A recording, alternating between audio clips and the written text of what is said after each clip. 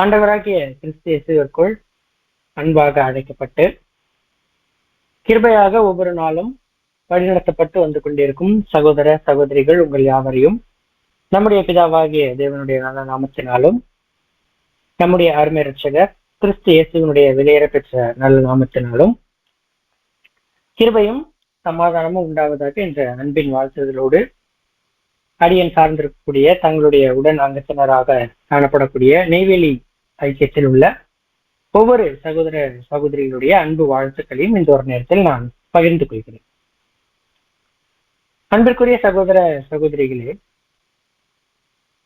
இந்த ஒரு நாளிலும் நம்ம பார்க்க இருக்கிற பாடம், நம்ம தொடர் வேத பாடமாக எடுத்திருந்த தலைப்பு சகோதரர் சொன்ன வண்ணமாக யோபு எப்பேற்பட்ட புத்தகம் என்கின்ற தலைப்பின் தொடர் பாகத்தினுடைய இரண்டாவது பாகம் இன்றைக்கு நம்ம பார்க்க இருக்கிறோம். இந்த ஒரு இரண்டாவது பாகத்தை நம்ம பார்க்கிறதற்கு முன்பாக முதல் பாகத்துல நம்ம என்னென்னலாம் பார்த்தோம்ன்றது சும்மா ஒரு கிளான்ஸ் நம்ம பார்க்கும் பொழுது, நம்ம இதை நினைவுபடுத்திக் கொள்ளும் பொழுது இப்ப நம்ம அதை தொடர்ச்சியாக பார்க்கிறதுக்கு கொஞ்சம் உதவியாக காணப்படும். போன வகுப்பின் வாய்ப்புல நம்ம முதலாவதாக யோபு என்கின்ற புத்தகத்தினை நம்ம ஏன் பார்க்கணும் அப்படின்ற ஒரு கேள்விக்குள்ளாக நம்ம போயிருந்தோம். அநேகரை இது கிறிஸ்தவம் அப்படின்ற ஒரு மதத்திற்குள்ளாக ஈர்க்கிறதற்காக உதவியாக இருக்கிறதற்கு இந்த புத்தகம் இருந்துச்சு அப்படின்றதையும், அதோடு கூட இந்த ஒரு புத்தகம் நமக்கு அறிவியல் சார்ந்த அநேக ஆராய்ச்சிகளுக்கு உதவியாக இருந்துச்சு. அதே போல இலக்கியங்கள்ல இந்த புத்தகம் அநேக ஆசீர்வாதம் நிறைந்த புத்தகமாகவும், இதை படிக்கக்கூடியவர்களுக்கு இந்த புத்தகத்தை பற்றின ஒரு விருப்பம் அதிகரிக்கிறதாகவும், விருப்பத்தை அதிகரிக்கும் பொழுது அவர்கள் மீண்டுமாக வேதாகமத்தின் மற்ற புத்தகங்களையும் படிக்கிறதுக்கு ஆர்வங்களை தூண்டுகிறதற்காகவும் இந்த புத்தகம் உதவியாக இருந்துச்சு அப்படின்றத நம்ம போன பாடத்துல பார்த்தோம். அதற்கு பிற்பாடு நம்ம பாடத்துல என்ன பார்த்தோம்னு பார்க்கும் பொழுது, வானமண்டலங்கள்ல எப்படி எல்லாமே இந்த ஒரு யோபு புத்தகம் உதவக்கூடியதாக இருக்கு அப்படின்றதை நம்ம பார்த்தோம். வானமண்டலங்கள்ல அநேக நட்சத்திரங்களுக்கு இது உதவக்கூடியதாக பார்க்கிறதற்கு நமக்கு உதவியாக இருக்கின்றதை நம்ம பார்த்தோம். அநேக நட்சத்திரங்கள், அதை தாண்டி ஆழ்கடல்லையும் அநேக விஷயங்களை நாம் தெரிந்து கொள்வதற்கு இந்த ஒரு புத்தகம் நமக்கு உதவியாக காணப்பட்டுச்சு அப்படின்றத நம்ம பாடத்தின் முற்பகுதியில பார்த்தோம். பாடத்தின் பிற்பகுதியில கடந்த வாய்ப்புல நம்ம பார்க்கும் பொழுது, வானத்துல அநேக விதமான அறிவியல் விஷயங்கள், ஒரு மழை எப்படி வருது, ஒரு பூமிக்கு நடுவுல என்ன மாதிரியான விஷயங்கள்லாம் இருக்கு, பூமியில எப்படி விளையுது, இந்த மாதிரி நம்ம அநேக அறிவியல் சார்ந்த தகவல்கள் போன வகுப்பின் வாய்ப்புல நம்ம பார்த்தோம். அந்த வகுப்பினுடைய தொடர்ச்சியாக இந்த ஒரு நாளிலும் நம்ம பார்க்க இருக்கிறது. அதே மாதிரி அன்றைக்கு நம்ம உலகத்தின் அறிவியல் விஷயங்களை நம்ம பார்த்த மாதிரி சத்தியத்துல பற்றின அநேக விஷயங்கள் யோபு புத்தகத்துல காணப்படுது. அதுதான் இன்றைய பாடத்தின் பாகத்துல நம்ம பார்க்க இருக்கிறோம். இந்த கருத்துக்கள் எல்லாமே நமக்கு முழுமையாக தெரிந்த அடிப்படை வேத கருத்துக்கள். ஒரு எடுத்துக்காட்டுக்கு நம்ம சொல்லும் பொழுது, மரணத்திற்கு போய் என்ன நடக்கும், நியாய தீர்ப்புல யாருக்கு வரும், இதெல்லாமே ரொம்ப அடிப்படையான கருத்துக்கள், தகவல்கள். ஆனால் இந்த தகவல்கள் எல்லாமே எப்படி யோபுவிற்குள்ளாக இருக்கு, யோபு புத்தகத்திலேயே அந்த காலகட்டங்களிலேயே குறைஞ்சது ஒரு 4000 ஆண்டுகளுக்கு முன்பாகவே நம்ம இன்னைக்கு பார்க்கிற வார்த்தைகள், சகோதரர் ரசல் அவர்கள் வெளிப்படுத்தி எழுதப்பட்ட வார்த்தைகள் எப்படியாக ஒரு 4000 வருடங்களுக்கு முன்பாகவே எழுதப்பட்டிருக்கு அப்படின்றதுதான் இந்த ஒரு நாளில நம்ம பார்க்க இருக்கிறோம். அதுல நம்ம முதலாவதாக பார்க்க இருக்கிற வசனம் யோபு 14வது அதிகாரம் 14 மற்றும் 15 வசனங்கள். யோபு 14, 14 மற்றும் 15. மனுஷன் செத்த பின் பிழைப்பானோ, எனக்கு மாறுதல் எப்போது வரும் என்று எனக்கு குறிக்கப்பட்ட போராட்டத்தின் நாளெல்லாம் நான் காத்திருக்கிறேன். என்னை கூப்பிடும், அப்பொழுது நான் உமக்கு உத்தரவு சொல்லுவேன். உமது கைகளின் கிரியைகளின் மேல் விருப்பம் வைப்பீராக அப்படின்ற ஒரு வார்த்தை தான் நம்மளுடைய இரண்டாவது பாகத்திற்கு நம்ம ஆரம்பமாக எடுக்கக்கூடிய வார்த்தை. எப்போதுமே ஒரு மிகப்பெரிய கேள்வி மனிதர்கள் மத்தியில் இருந்துகிட்டே இருக்கும். நம்மளுக்குமே இந்த ஒரு சத்தியத்திற்கு வருவதற்கு முன்பாக இருக்கக்கூடிய கேள்வி, மனுஷன் இறந்த பின்பு என்ன ஆவான் அப்படின்ற ஒரு கேள்வி நமக்கு இருக்கும். இதை நம்ம போய் எந்த மனுஷர்கிட்ட கேட்கறது? ஏன்னா யார்கிட்ட கேட்டாலுமே அவர்கள் அந்த நிகழ்விற்குள்ளாக கடந்து போன ஒரு மனிதராக காணப்படுவாரோன்னா இருக்க மாட்டார். ஏன்னா மரணத்துக்கு பின்பாக நம்ம அவங்க கூட தொடர்பு கொள்ள முடியாது. அப்ப இதை நம்ம மனிதர்கள் கிட்ட போய் கேட்க முடியாது. மதங்களை கூட இதை நம்ம சொல்லலாம். மதங்களை தாண்டி ஒரு கடவுள் நம்பிக்கை அற்றவர்கள்ட்ட கூட இந்த கேள்வி இருக்கும். பொதுவான இது ஒரு கேள்வி. மனுஷர்களுக்குள்ளாக மனிதர் இறந்த பின் மரணத்திற்குள்ளாக போன பிற்பாடு அவர் எப்படி இருப்பார், அவருடைய வாழ்க்கையில என்ன நடக்கும், திரும்பவும் அவங்களுக்கு உயிர் வருமா, இந்த மாதிரியான கேள்விகள் இருக்கும். இதற்கு பலவிதமான ஒரு பதில்கள் மற்ற மதங்கள்ல காணப்படும். ஒரு சிலர் நமக்கு 7 அவதாரங்கள்லாம் இருக்கு, அந்த 7 அவதாரங்கள்ல ஒவ்வொரு வாய்ப்பாக ஒவ்வொரு முறையாக உயிர் தெழுவாங்க, ஒவ்வொரு மிருகங்களாக வருவாங்க, ஒரு முறை மனிதராக, ஒரு முறை மிருகமாக, இந்த மாதிரி அநேக கருத்துக்கள் உலகத்துல காணப்படுது. ஆனால் நமக்கு வேதம் என்ன சொல்லுது? வேதத்தின் அடிப்படையில் நம்ம பார்க்கும் பொழுது நமக்கு நன்றாகவே தெரியும் ஒரு விஷயம். மனிதர் இறந்த பின்பு மரணத்திற்குள்ளாக போகிறதுன்றது அவர் ஒரு உறக்கத்திற்குள்ளாக போறார், நித்திரைக்குள்ளாக போறார் அப்படின்றது நமக்கு தெரியும். ஆனால் அதற்கு பிற்பாடு உயிர் தெழுந்து வருவார் அப்படின்ற ஒரு விஷயமும் நமக்கு தெரியும். இப்ப இந்த 2 விஷயங்கள் நமக்கு அநேக வேத எழுத்துக்கள் அடிப்படையில, நமக்கு அடிப்படை வேத பாடங்கள், பேசிக் கிளாஸஸ் வழியாக நம்ம நிறைய கேட்டிருப்போம். இதற்கு இயேசு கிறிஸ்துவனுடைய வார்த்தைகள் மற்றும் அப்போஸ்தலர்களுடைய வார்த்தைகள், நிருபங்கள் எழுதப்பட்ட வார்த்தைகள், இதுல அநேக விஷயங்களை வைத்து நம்ம தெரிஞ்சு கொண்டிருக்கோம்.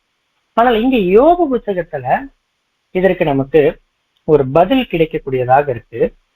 முதல் விஷயம் இங்க நம்ம பார்க்கும் பொழுது யோபு 14வது அதிகாரத்தினுடைய 14வது வசனத்துல, மனுஷன் செத்த பின் பிழைப்பானோ, எனக்கு மாறுதல் எப்போது வரும் என்று எனக்கு குறிக்கப்பட்ட போராட்டத்தின் நாளெல்லாம் நான் காத்திருக்கிறேன்.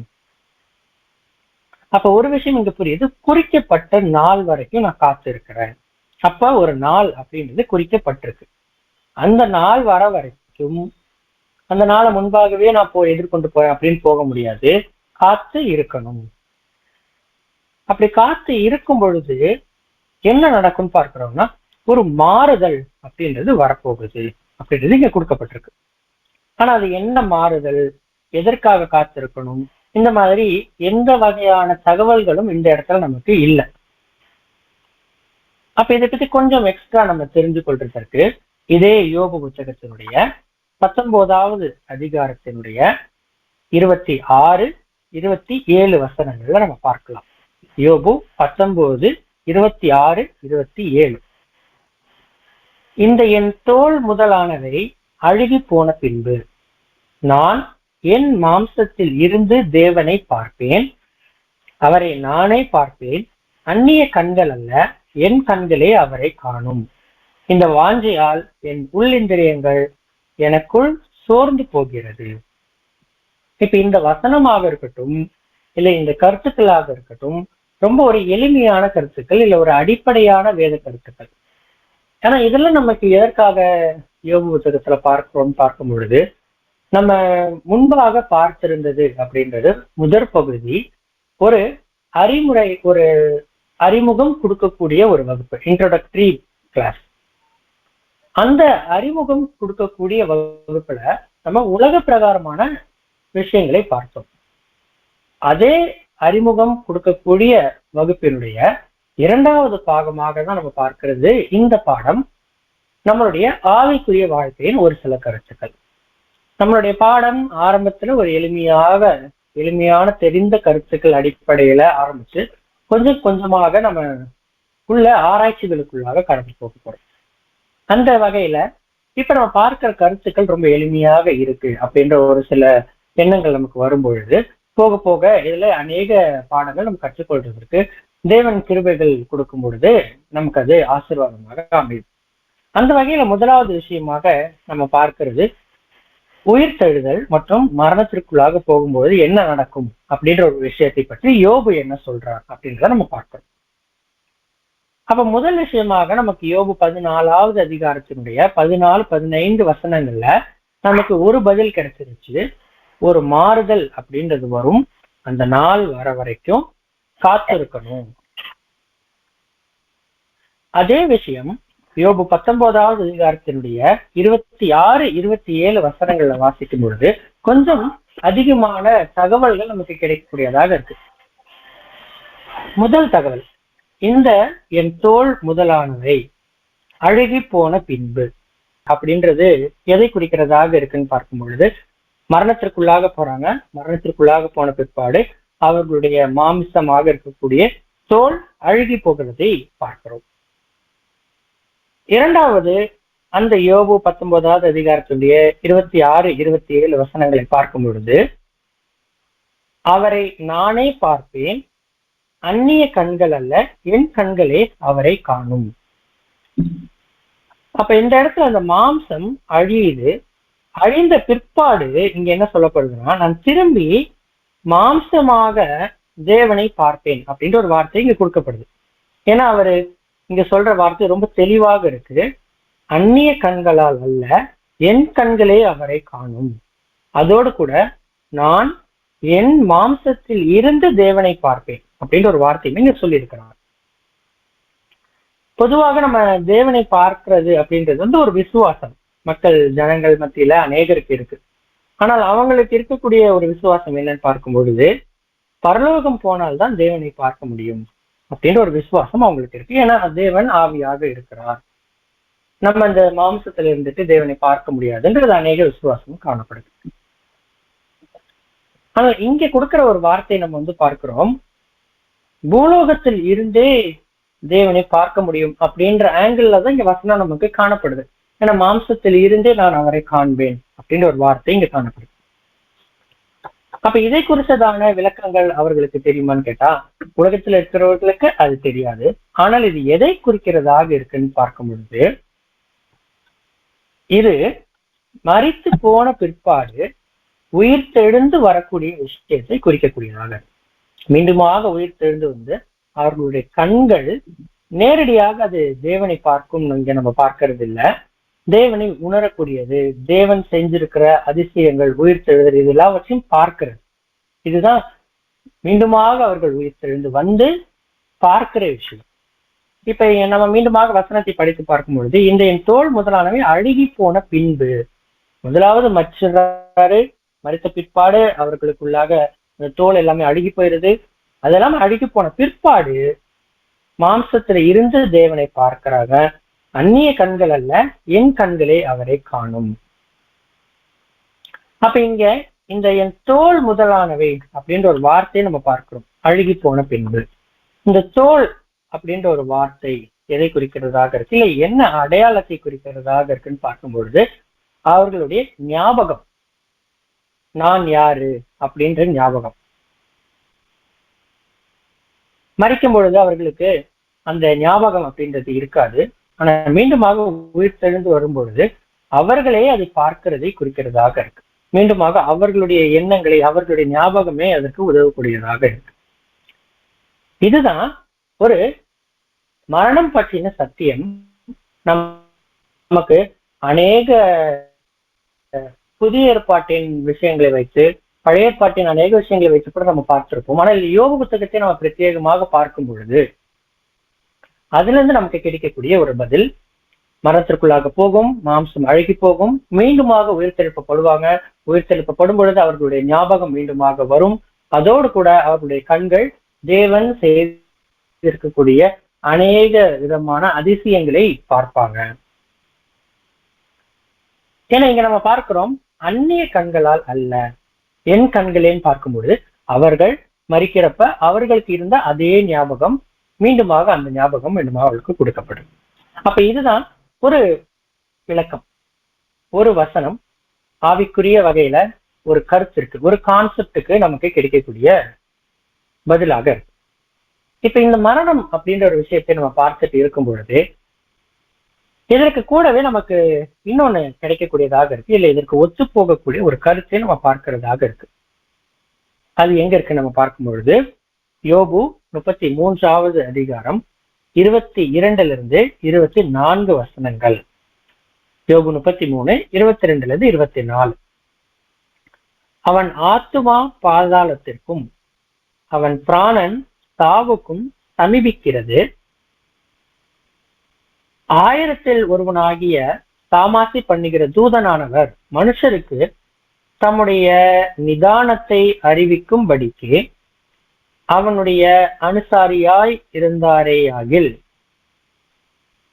அவர் அவனுக்கு இறங்கி அவன் படுகுழியில் இறங்காதபடிக்கு நீர் அவனை ரட்சியும் மீட்கும் பொருளை நான் கண்டுபிடித்தேன் என்பார் அப்படின்ற ஒரு ஆச்சரியமான ஒரு வசனம். ஏன் இது ஒரு ஆச்சரியமான வசனம் பார்க்கும் பொழுது இந்த வசனத்தை வாசிக்கிறப்பே நமக்கு அதுல பதில் தெரிஞ்சிருக்கும். இது யாரை பற்றி பேசுது, எந்த விஷயத்தை பற்றி பேசுது. ஏன்னா நம்ம மரணத்தை பற்றி பார்த்துட்டு வரோம். அந்த மரணத்திலிருந்து அவர்களுக்கு மீண்டுமாக உயிர்த்தெழுதல் கிடைக்குது அப்படின்னா அதற்கு யார் உதவக்கூடியவராக இருக்கிறான்னு பார்க்கும் பொழுது அதுதான் வசனத்துடைய பிற்பகுதியில இருக்கு. அவன் படுகுழியில் இறங்காதபடிக்கு, படுகுழின்றது நமக்கு மீண்டுமாக முழுமையாக நிரந்தரமான மரணத்தை இறங்காதபடிக்கு அவனை ரட்சிக்கிறதற்காகவும் மீட்கிறதற்காகவும் மீட்கும் பொருள் அப்படின்ற ஒரு வார்த்தை ரொம்ப நேரடியாகவே பயன்படுத்தப்பட்டிருக்கு இந்த புத்தகத்துல. ஏன்னா நம்ம பாடத்தினுடைய பிற்பகுதியில நம்ம பார்ப்போம் இந்த புத்தகம் எந்த காலகட்டத்தில் எழுதப்பட்டுச்சுன்னு பார்க்கும்பொழுது இருக்கிறதுலேயே முதல் காலகட்டத்தில் எழுதப்பட்ட புத்தகமாக இது இருக்கு. அதை குறித்து நம்ம இதே பாடத்துல பிற்பகுதியில பார்ப்போம். ஆனால் அப்ப ஒரு 4000 வருடங்களுக்கு முன்பாகவே எழுதப்பட்ட வார்த்தைகள்ல மீட்கும் பொருள் அப்படின்ற ஒரு வார்த்தை கொடுக்கப்பட்டிருக்கிறதுன்றது ஒரு ஆச்சரியமான விஷயம். மனிதர்கள் மரண தண்டனைக்கு உள்ள வந்துடுறாங்க ஆதாமுடைய விழுந்து போகுதலின் காரணமாக. அதை மரணத்திலிருந்து மீட்கிறதற்குன்னு ஒரு மீட்பு நடைபெறணும். அப்போ ஒரு மீட்கும் பொருள் அப்படின்றது வேண்டும். அதுதான் இந்த இடத்துல மீட்கும் பொருள் பற்றி இந்த வசனத்துல குறிக்கிறதாக இருக்கு. அந்த மீட்கும் பொருள் யாரு? அதுதான் 22வது வசனம் மற்றும் 24வது வசனத்திற்குள்ளாக நமக்கு கிடைக்கிறதாக இருக்கு. 1000 ஒருவராகிய ஒரு தூதரானவர் வந்து இறங்குகிறார். இப்ப இங்க ஒரு மீட்கும் பொருள் கொடுக்க வேண்டும் நமக்கு தெரியும். ஏன் அப்படின்னு கேட்கும் பொழுது அங்க ஒரு நீதி கேட்கப்படுது. ஏன்னா நமக்கு தெரியும் கண்ணுக்கு கண், பல்லிற்கு பல், ஜீவனுக்கு ஜீவன் அப்படின்ற ஒரு நீதியின்படி அங்க ஒரு பரிபூர்ணமான மாம்சீக ஜீவன் விழுந்து போயிருக்கு ஆதாம் நிமித்தமாக. அதை மீட்கிறதற்காக இன்னொரு பரிபூர்ணமாக மாம்சீக ஜீவனை கொடுக்க வேண்டும். இதுதான் மீட்கும் பொருள், ரான்சம். இந்த விஷயம் நமக்கு தெரியும். ஆனால் இந்த வசனத்துல சொல்லக்கூடிய ஒரு வார்த்தை 1000 ஒருவராகிய, இதுலதான் நமக்கான ரகசியம் காணப்படக்கூடியதாக இருக்கு. அந்த தூதர் சாதாரண தூதர் கிடையாது, 1000 ஒருவராகிய சாமாசி பண்ணுகிற தூதரானவர் அப்படின்ற ஒரு வார்த்தை இங்கு கொடுக்கப்படுது. அப்ப 1000 ஒருவர்ன்றது எதை குறிக்கிறதாக இருக்குன்னு பார்க்கும்பொழுது 2 வகையில நமக்கு விளக்கங்கள் கிடைக்குது. முதல் விளக்கம் நேரடியான விளக்கம். 1000 ஒருத்தர் சொல்லும் பொழுது அவருக்குன்னு ஒரு கணம் இருக்கக்கூடியவர், இல்ல அந்த 1000 சிறந்தவராக இருக்கிறார், அவர்கள் எல்லாரை விட பெரியவராக இருக்கிறார். இது ஒரு விளக்கம். அப்போ ஒரு சிறப்பு வாய்ந்த தூதர் அவரு 1000 ஒருவர் அப்படின்றதை குறிக்கிறதாக இருக்கு, அவருக்கு இருக்கக்கூடிய வல்லமை. இது யாரை குறிக்கிறதாக இருக்கு அப்படின்னு பார்க்கும் பொழுது நமக்கு நன்றாகவே தெரியும், கர்த்தராகிய இயேசு கிறிஸ்துவை குறிக்கிறதாக இருக்கு. அந்த வார்த்தை மாம்சமாக தான் நம்ம மத்தியில வருது. அது மாம்சமாக வருவதற்கு முன்பாக இருந்துட்ட நிலை குறிக்கக்கூடியதாக இருக்கு. அதுதான் 1000 ஒருவராகிய தூதர். இப்ப இதுலயே இந்த 1000 ஒருவராகிய அப்படின்ற ஒரு வார்த்தைக்கு இன்னொரு அர்த்தம் நம்ம பார்க்கும் பொழுது, பழைய ஏற்பாட்டுல இஸ்ரேல் ஜனங்களுக்கு தேவன் கொடுத்துட்டதான அழகிய திட்டங்கள்ல ஒரு திட்டம் எதுன்னு பார்க்கும் பொழுது அவர்கள் மத்தியில இருந்துட்டதான ஆசரிப்பின் கூடாரம். இந்த ஆசரிப்பின் கூடாரம் அந்த காலகட்டங்களிலேயே கொடுக்கப்பட்டது. இன்றைக்கு வரைக்கும் நம்ம மத்தியில அழைக்கப்பட்டவர்கள், தெரிந்து கொள்ளப்பட்டவர்கள், உண்மையிலவர்கள் என்ற நிலைகள்ல நம்ம அதை வைத்து பார்க்கிறதுக்கு ஒரு தெய்வீக திட்டம் அடங்கின ஒரு கட்டமைப்பாக காணப்படுறதுதான் ஆசரிப்பின் கூடாரம். அந்த ஆசரிப்பின் கூடாரத்தின் பார்க்கும் பொழுது பிரகாரம் காணப்படக்கூடியதாக இருக்கு, பரிசுத்த ஸ்தலம் காணப்படக்கூடியதாக இருக்கு, மகா பரிசுத்த ஸ்தலம் காணப்படக்கூடியதாக இருக்கு. இப்ப பிரகாரத்தை தாண்டி பரிசுத்த ஸ்தலத்தை தாண்டி ஒருத்தர் மகா பரிசுத்த ஸ்தலத்திற்கு போகிறது எதை குறிக்கிறதாக இருக்குன்னா, அவர்கள் அந்த ஆசீர்வாதத்தை, மேலான ஆசீர்வாதத்தை பெற்ற ஒருத்தரை குறிக்கக்கூடியதாக இருக்கு மகா பரிசுத்த ஸ்தலத்திற்குள்ளாக போறது. இது நம்ம அழைக்கப்பட்டவர்கள், தெரிந்து கொள்ளப்பட்டவர்கள், உண்மையுள்ளவர்கள் அப்படின்ற நிலைகள் வைத்தும் இந்த ஒரு 3 பிரகாரம், பரிசுத்த ஸ்தலம், மகா பரிசுத்த ஸ்தலத்தை நம்ம பிரிக்க முடியும். இதுல ஒரு முக்கியமான இடமாக எது இருக்குன்னு பார்க்கும்பொழுது மகா பரிசுத்த ஸ்தலம். அந்த இடத்துல என்ன இருந்துச்சுன்னு பார்க்கும் பொழுது சாட்சி பெட்டி இருந்துச்சு. அதுல இருந்து ஒரு ஷெகினா ஒளி வரக்கூடியதாக இருக்கு. அது தேவனுடைய பிரசன்னமாக அன்றைக்கு காணப்பட்டுச்சு.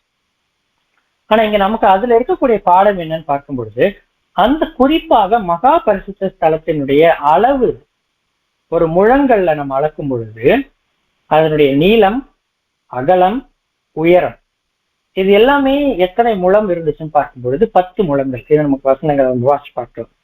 10 முழங்கள் எல்லாமே இருக்கும். நீளம் 10 முழம், அகலம் 10 முழம், உயரம் 10 முழம். இந்த 3ஐயும் நம்ம பெருக்கும் பொழுது நமக்கு கிடைக்கக்கூடிய பதில் என்னன்னு பார்க்கும் பொழுது 1000. 10 × 10 × 10. இந்த மகா பரிசுத்த ஸ்தலம் எதற்கு அடையாளமாக இருக்கு அப்படின்றதை நம்ம முன்பாக பார்த்திருந்தோம். பரலோகத்திற்கு அடையாளமாக இருக்கு. ஏன்னா அந்த இடத்தை அடையும் பொழுது, ஒரு மகா பரிசுத்த ஸ்தலத்தை அடையும் பொழுது ஒருத்தர் பரலோகத்தை அடையக்கூடியவராக இருக்கிறார். அப்ப அது பரலோகத்தை குறிக்கக்கூடியது. அப்ப இந்த 1000 அப்படின்றது எதை குறிக்கிறதாக இருக்குன்னா, மகா பரிசுத்த ஸ்தலத்தை குறிக்கிறதாக இருக்கு. மகா பரிசுத்த ஸ்தலம் பரலோகத்தை குறிக்கக்கூடியதாக இருக்கு. அப்ப இந்த வசனம் அந்த 1000-ல் ஒருவராகிய அப்படின்ற ஒரு வார்த்தை 1000ன்றது பரலோகத்தை குறிக்கக்கூடியதாக இருக்கு நம்ம சொன்னதுனால, பரலோகத்தில் இருக்கக்கூடிய ஒருத்தர், 1000-ல் ஒருத்தர். அந்த பரலோகத்துல இருக்கக்கூடிய ஒருத்தவர் யார் அப்படின்னு பார்க்கும் பொழுதுதான் அவர்தான் தேவனுடைய ஒரே பேரான குமாரராக காணப்படக்கூடியவர். அந்த மீட்கும் பொருளை தான் நான் கண்டுபிடித்தேன் அப்படின்றது இந்த இடத்துல வார்த்தையில கிடைக்குது.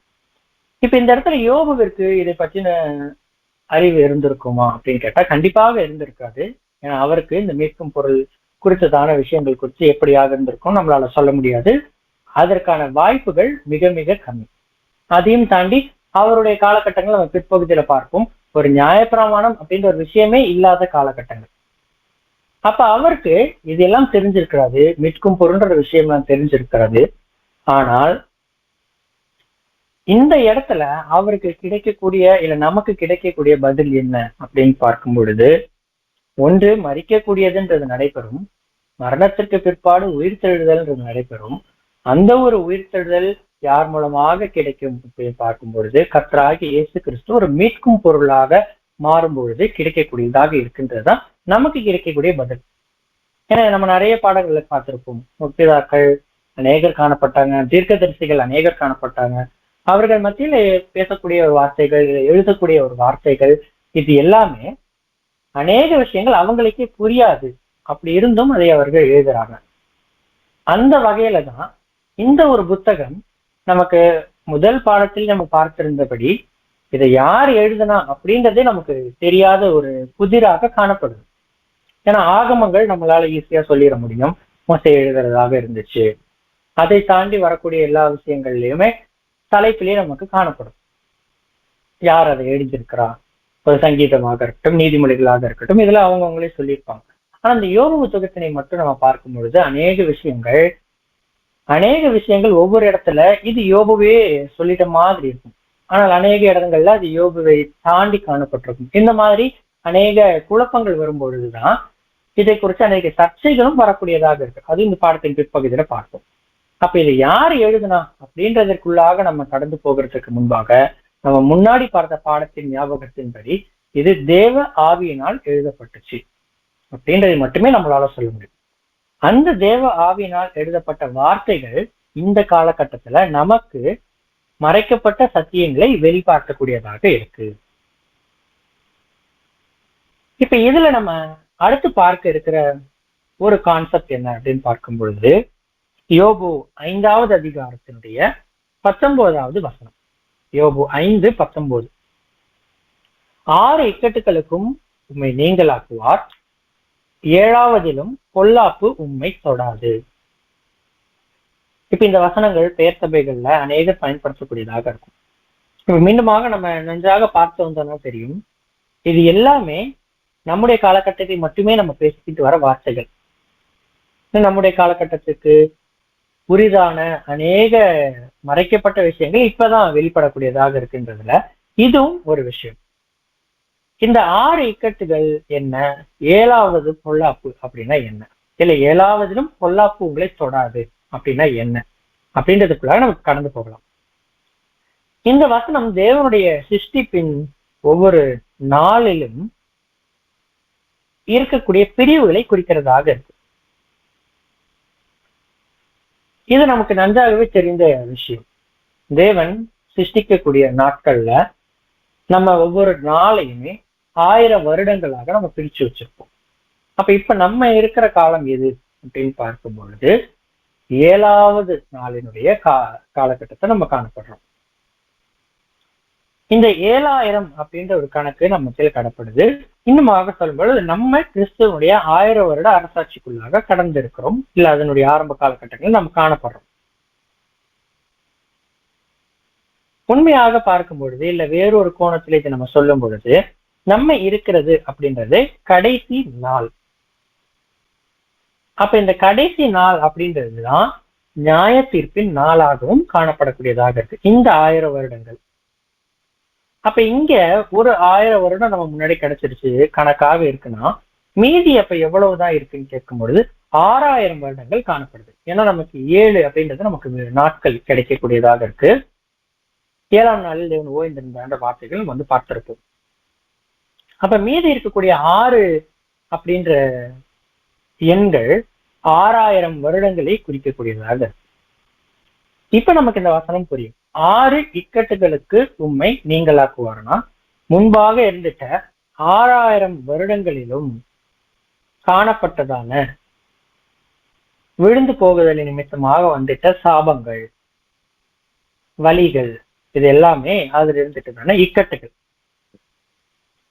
இந்த ஒரு 1000 வருடம் சேரும் பொழுது, அதாவது நம்ம எப்ப இருக்கக்கூடிய வருடம் சேரும் பொழுது அது 7000 அப்படின்ற ஒரு நாளுக்குள்ளாக கடந்து வருது. அதுதான் ஓய்வு நாள். அதற்குள்ளாக தான் இப்ப நம்மளும் காணப்படுறோம். அந்த 7ஆம் நாள்ல என்ன நடக்கும்னு பார்க்கிறோம்னா, பொல்லாப்பு உங்களை தொடாது அப்படின்ற ஒரு வார்த்தை இங்க நமக்கு கொடுக்கப்படும். அப்ப இதுதான் 1000 வருட ஆட்சியினுடைய கிடைக்கக்கூடிய ஆசீர்வாதங்களை குறிக்கக்கூடிய ஒரு வார்த்தைகள். இப்ப மீண்டுமாக நம்ம பார்க்கும்பொழுது எழுதப்பட்ட காலகட்டம்ன்றது 4000 வருடங்களுக்கு முன்பாகவே யுகங்கள் அப்படி இந்த ஒரு வார்த்தைகளுக்கு பிற்பாடு நம்ம பார்க்கணும் யுகாயுகம் அப்படின்றது வரக்கூடியதாக இருக்கு. யுகாயுகத்திற்கு முன்பாக வரைக்கும் நடக்கக்கூடிய விஷயங்களை ஒரு 4000 வருடங்களுக்கு முன்பாகவே எழுதியிருக்கிறாங்க அப்படின்றதுதான் இதுல இருக்கக்கூடிய ஒரு ஆச்சரியமான விஷயம். இந்த கருத்துக்கள் நமக்கு ரொம்ப எளிமையான கருத்துக்கள், நமக்கு தெரிந்த கருத்துக்களாக இருந்தாலுமே இது எழுதப்பட்ட காலங்களை நம்ம கணக்கில் எடுக்கும் பொழுது அதுல இருந்து கிடைக்கக்கூடிய ஆச்சரியம்ன்றது ஒரு சந்தோஷத்தை கூட நமக்கு கொடுக்கக்கூடியதாக இருக்கு. இது ஒரு மிகப்பெரிய தெய்வீக திட்டம். அந்த தெய்வீக திட்டத்தின ஒரு 6 இக்கட்டுகளுக்கு உங்களை நீங்களாக்குவார், 7வதிலும் பொல்லாப்பு உங்களை தொடாது அப்படின்னு ஒரு வார்த்தையை மூலமாக எளிமையாக ஒட்டுமொத்த தெய்வீக திட்டத்தையும் விளக்கக்கூடிய ஒரு வசனமாக இது காணப்படக்கூடியதாக இருக்கு. இப்ப இதெல்லாம் ஒவ்வொரு கருத்துக்கள். இப்ப அதே மாதிரி நம்ம இன்னொரு கருத்தை பார்க்கலாம். யோபு 15வது அதிகாரம் 15வது வசனம். யோபு 15:15. இதோ தம்முடைய பரிசுத்தவான்களையும் அவர் நம்புகிறதில்லை அப்படின்ற ஒரு விசித்திரமான ஒரு வசனம். இதோ தம்முடைய பரிசுத்தவான்களையும் அவர் நம்புகிறதில்லை. இந்த ஒரு வசனம் நம்ம வாசிக்கும் பொழுது கொஞ்சம் ஆச்சரியமாக காணப்படலாம். ஏன்னா தேவன் அவருடைய பரிசுத்தவான்களை நம்புறதில்லை அப்படின்னு இங்க எழுதப்பட்டிருக்கு. அப்ப இது எந்த வகையில விளக்கங்கள் நமக்கு புரிஞ்சுக்கலாம்? இல்ல இது எது உண்மை அப்படின்னு பார்க்கும் பொழுது இங்க மொழிபெயர்ப்புல கொஞ்சம் தவறுகள் இழைக்கப்பட்டிருக்கு. இதை நம்ம ஒரு மற்றொரு வசனத்தோட நம்ம ஒப்பிட்டு பார்க்கும்பொழுது நமக்கு இது புரியக்கூடியதாக இருக்கு. இன்னொரு வசனம் நம்ம பார்க்கிறோம், யோபு 4வது அதிகாரம் 18வது வசனம். 4:18. கேளும், அவர் தம்முடைய பணிவிடைக்காரரிடத்தில் நம்பிக்கை வைப்பதில்லை. அப்ப இங்க அந்த பரிசுத்தவான்கள் அப்படின்ற ஒரு வார்த்தைக்கு பதிலாக பணிவிடைக்காரர்கள் ஒரு வார்த்தை இங்க நமக்கு கிடைக்கக்கூடியதாக. அவர் அவருடைய பணிவிடைக்காரர்கள் மேல நம்பிக்கை வைக்கிறது இல்லை. யார் அந்த பணிவிடைக்காரர்கள் பார்க்கும் பொழுது இவர்கள் பரிசுத்தவான்களா அப்படின்னு கேட்டா கிடையாது. இவர்கள் பரிசுத்தம் உள்ளவர்கள்.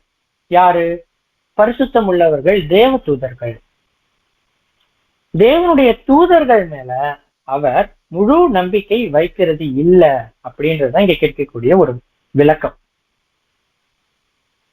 இதுவுமே நமக்கு ஆச்சரியமாக இருக்கும். தேவன் அவருடைய தூதர்கள் மேல முழுமையாக நம்பிக்கை வைக்கிறது இல்லையா, இல்ல ஏன் வைக்க மாட்டார் அப்படின்ற ஒரு கேள்வி வரும்பொழுது அதற்கான பதில், தேவனுடைய வார்த்தைகளுக்கு கீழ்ப்படியாமல் மீறின சில தூதர்கள் பாவத்துல விழுந்தாங்க.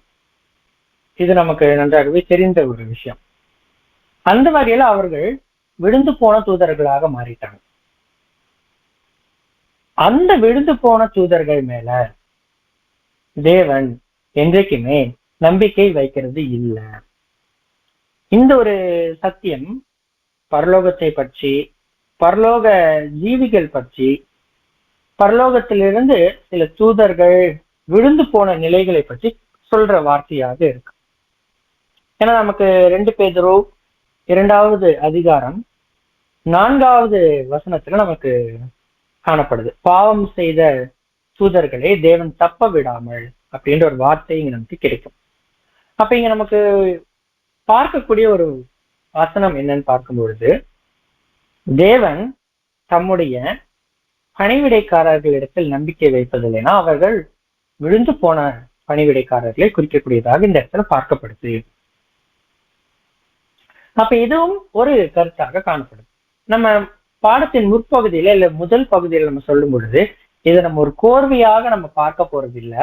அங்கங்க இருக்கக்கூடிய வசனங்களை வைத்துதான் இதை நம்ம பார்க்கிறோம்னு நம்ம சொல்லியிருந்தோம்.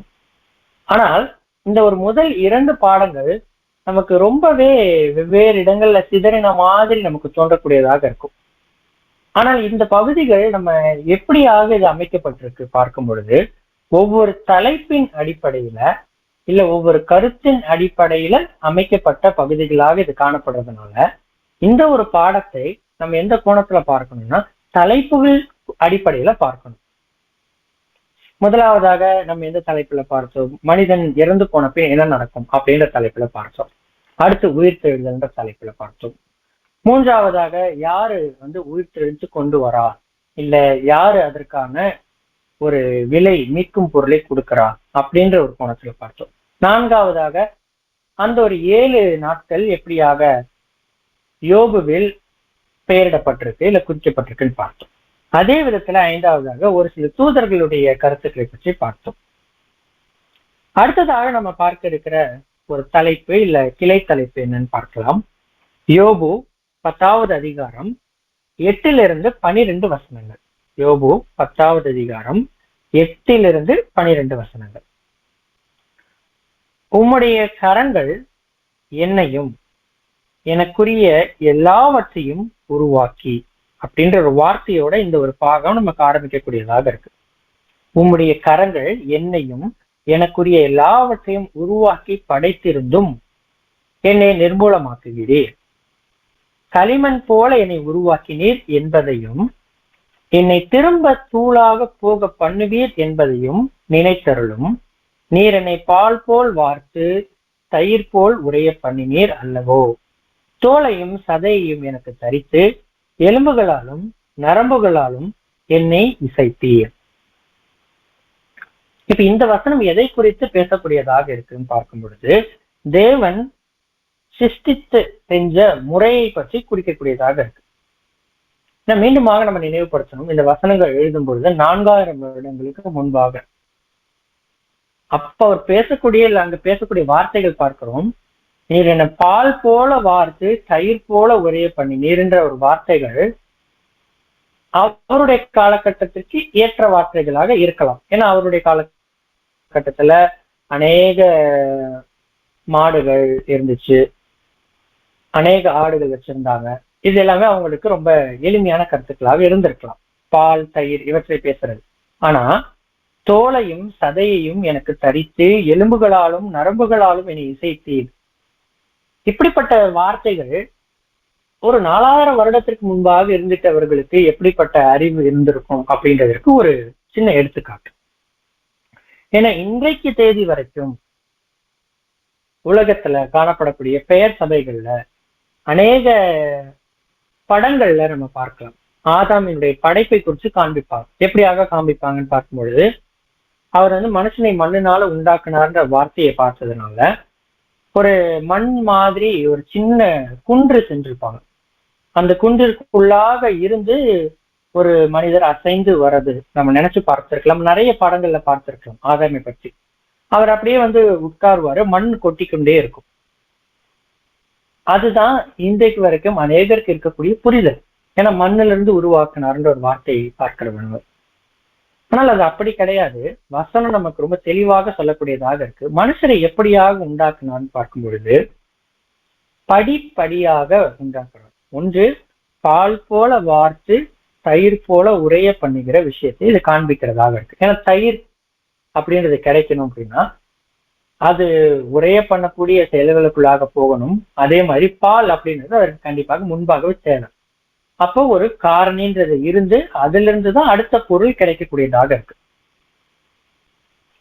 இந்த இடத்துல இங்க பேசியிருக்கிற வார்த்தைகள்ல நமக்கு இன்னொரு விளக்கம் என்ன கிடைக்குதுன்னு பார்க்கும்போது, இந்த பால் மற்றும் தயிர் இது எல்லாவற்றிலுமே இருக்கக்கூடிய ஒரு முக்கிய கேரக்டர் என்னன்னு பார்க்கும்போது அவற்றுக்குள்ள கால்சியம் அப்படின்னு சொல்லப்படக்கூடிய விஷயம் இருக்கும். ஏன்னா இன்றைக்குமே மருத்துவர்கள் நம்ம மத்தியில ஒரு எலும்பு பிரச்சனையாக இருக்கு, தேய்மானங்கள் இருக்குன்னு பார்க்கும்பொழுது விட்டமின் மாத்திரைகள் சாப்பிட சொன்னாலுமே அதற்கு கூடவே பால் முட்டை இந்த மாதிரியான பொருட்கள்லாம் எடுத்துக்கோங்க அப்படின்னு சொல்லுவாங்க. ஏன்னா அவற்றுக்குள்ளாக கால்சியம் அப்படின்றது இருக்கு. அந்த கால்சியம் உண்டாக்கப்படுறதுனாலதான் எலும்புகளுக்கு ஒரு வடிவம்ன்றது கிடைக்கக்கூடியதாக இருக்கு. ஏன்னா வடிவம்ன்றது வர வேண்டும். வடிவம் வந்தாதான் இன்னைக்கு நமக்கு தெரியும், ஒரு கட்டடம் கட்டணும் அப்படின்னா அதற்கு நேரடியாக நம்ம ஒரு மண்ணையும் சிமெண்ட்டையும் மட்டுமே வைத்து கட்டிட முடியாது. அதற்குன்னு சொல்லிட்டு நமக்கு ஃபர்ஸ்ட் ஒரு கான்கிரீட் போடணும், கம்பிகள் வைக்கணும், தூண்கள் வைக்கணும். அந்த தூண்களுக்கு பிற்பாடுதான் அந்த கட்டடம் கட்டப்படுது. அதே மாதிரிதான் தேவன் கட்டிட்டதான விஷயங்கள் குறித்து இந்த வசனம் பேசுது. தோலையும் சதையையும் எனக்கு தரித்து எலும்புகளாலும் நரம்புகளாலும் என்னை இசைத்தீர். அப்ப இங்க பார்க்கிறோம், அந்த கட்டடம் கட்டுற மாதிரியே எலும்பு அப்படின்றது ஃபர்ஸ்ட் வைக்கப்படுது, அதற்கு மேல் சதை அப்படின்றது வைக்கப்படுது, அதுல இந்த நரம்புகள் மற்ற விஷயங்கள் எல்லாமே வைக்கப்படுது. அப்ப தேவன் மனிதரை எப்படியாக படைத்தார் அப்படின்னு பார்க்கும் பொழுது அதற்கு நேரடியாக இருக்கக்கூடிய ஒரு வார்த்தை தான் இங்க நமக்கு யோபு 10வது அதிகாரத்துல நமக்கு காணப்படுற 9-11 வசனங்கள் கிடைக்கிறதாக இருக்கு. அப்ப இதுவுமே ஒரு தலைப்பு, எப்படியாக மனிதர்கள் படைக்கப்பட்டிருக்கிறாங்க அப்படின்னு ஒரு கேள்விகள் கேட்கும்போது இப்ப இது எல்லாமே எந்த வகையில நமக்கு உதவக்கூடியதாக இருக்கு, ஆவிக்குரிய வகையில அப்படின்ற ஒரு கேள்வி நமக்குள்ள வரலாம். ஏன்னா இதெல்லாமே தெரிந்த கருத்துக்களாகவே இருக்கு அப்படின்னு பார்க்கும்போது இதனுடைய நோக்கம் என்ன அப்படின்றத நம்மளுடைய முதல் பகுதியில் நம்ம பார்த்தோம். முக்கியமாக இந்த யோபுன்ற புத்தகம் நம்முடைய சத்தியத்தில் அல்லாதவர்களை ஈர்க்கிறதற்காக பயன்பட்டு இருந்திருக்கு, இன்றைக்கு வரைக்கும் பயன்படுது. வேதாகமத்தை பற்றி படிக்கிறதற்கான ஆராய்ச்சிகளை செய்வதற்கான ஆர்வத்தை தூண்டுறதற்காக எது முதல் புத்தகமாக இங்க கிடைக்குதுன்னா யோபு. இப்ப நம்ம இந்த புத்தகத்தை எந்தெந்த வகைகள்ல பார்க்கலாம்னு பார்க்கும்பொழுது முதல் விஷயம் நமக்குள்ளாக இருக்கக்கூடிய விசுவாசத்தை வர்த்திக்க பண்ற ஒரு கோணத்துல இதை நம்ம பார்க்கலாம். நமக்குள்ள உயிர்த்தெழுதல் அப்படின்றது இருக்கும், அந்த விசுவாசத்திற்கு ஒரு ஆதார வசனமாக இப்ப பார்க்கலாம். மரணம்ன்ற விஷயத்திற்கு பார்க்கலாம், மனிதர்கள் எப்படியாக படைக்கப்பட்டாங்கன்ற விஷயத்திற்காக பார்க்கலாம். இதெல்லாமே நம்மளுடைய விசுவாசத்தை வர்த்திக்க பண்ணும். ஆனால் இந்த புத்தகத்தை இன்னும் அதிகமாக நம்ம பயன்படுத்துறது எந்த கோணத்துல பயன்படுத்தலாம்னு பார்க்கும் பொழுது, நம்முடைய சத்தியத்தில் இல்லாதவர்களுக்கு இந்த வசனங்களை நம்ம எடுத்து காட்டி இதுல இருக்கக்கூடிய விளக்கங்களை நம்ம சொல்லும் பொழுது அவங்களுக்கு வேதாகமத்தின் மீது ஆர்வம் வரக்கூடியதாக இருக்கும். ஏன்னா மற்ற புத்தகங்கள்ல இல்ல மற்ற பெயர் சபைகள்ல இதை குறித்து நமக்கு அதிகமாக பேசப்படாத ஒரு விஷயம். ஏன்னா அவர்களுக்கு இதை குறித்து அதிகமாக தேவன் விளக்கல, அவர்களுக்கான காலகட்டமாக இதை அவர் வைக்கல. ஆனா நமக்கு அந்த கிருபை கிடைச்சிருக்கும் பொழுது இந்த யோபு புத்தகம் அநேக விதத்துல அறுவடை பயன்படுத்துறதற்கு ஒரு கருவியாக இருக்கு. அறுவடையில நம்ம யூஸ் பண்ணக்கூடிய வார்த்தைகள் அது எல்லாவற்றிற்குமே இதை ஒரு கொக்கியாக வைத்து நம்ம இழுக்கலாம். அந்த வகையில தான் இந்த மனுஷனை எப்படி படைத்தார் அப்படின்னு ஒரு கேள்வியை நம்ம கேட்கும்போது அவங்களுக்குள்ளாக வரக்கூடிய பதில் சொல்லும் பொழுது அது இங்க நமக்கு வேதாகமத்துல இருக்கு பாருங்க அப்படின்னு காட்டும் பொழுது அது அவர்களுக்குள்ளாக ஒரு சந்தோஷத்தை தூண்டக்கூடியதாக இருக்கும். அந்த வகையில தான் இந்த 2 பாடங்களுமே நம்ம அந்த கருத்துக்களை வசனங்கள் அடிப்படையில நம்ம ஞாபகம் வைத்தோ இல்லை அதை எழுதி வைத்தோ அதை குறித்து நம்ம மற்றவர்கள்ட்ட பேசும்பொழுது அது ரொம்ப ஆசீர்வாதத்தை கொடுக்கக்கூடியதாக இருக்கும். முன்னாடி அடுத்த ஒரு பாடம் இங்க நமக்கு என்ன கிடைக்குதுன்னு பார்க்கும் பொழுது நியாய தீர்ப்பின் பாடங்கள் இப்ப நம்ம பார்க்கலாம். உலகத்துல தேவன் தீமையை அனுமதிக்கிறார்.